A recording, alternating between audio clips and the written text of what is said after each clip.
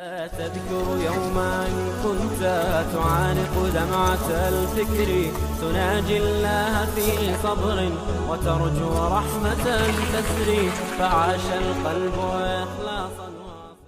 Во имя Аллаха, ради вас, ради ваших детей, запомните имя этого человека. Его звали Саад ибн Муаз, да будет доволен им Аллах. Он был одним из предводителей ансаров, тех, кто обитал в Медине. И вот Саад ибн Муаз, да будет доволен им Аллах, встал и сказал: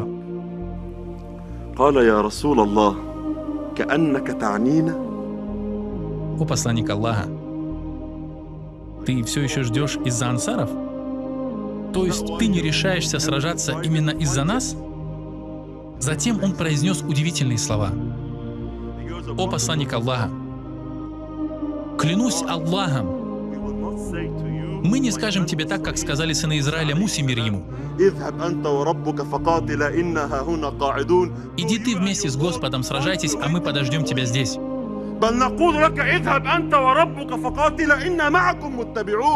Но мы говорим: иди ты вместе с Господом, а мы будем вместе с тобой и последуем за тобой. О посланник Аллаха, те деньги, которые ты у нас взял, намного любимее для нас, чем деньги, которые ты оставил у нас. Посмотрите на иман, посмотрите на сиру, мои братья, посмотрите на требования, которые ставит религия. Посмотрите на те требования, которые нужно выполнить, чтобы войти в рай. Ты хочешь попасть в рай? Вот твое сердце, посмотри на него. Если у тебя сердце больное, то в судный день будут проблемы.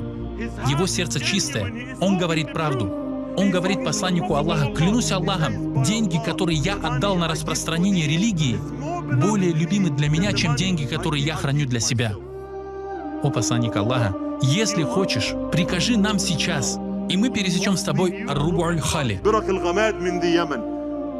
Между Саудовской Аравией и Йеменом есть место, которое называется Ар-Рубу-аль-Хали, пустынный район. Его называют долиной смерти. Любой, кто попадал туда, обычно умирал. Там очень-очень жарко. Если ты хочешь сейчас пересечь эту пустыню вместе с нами, мы пересечем ее с тобой, о посланник Аллаха. Теперь посланник Аллаха улыбнулся.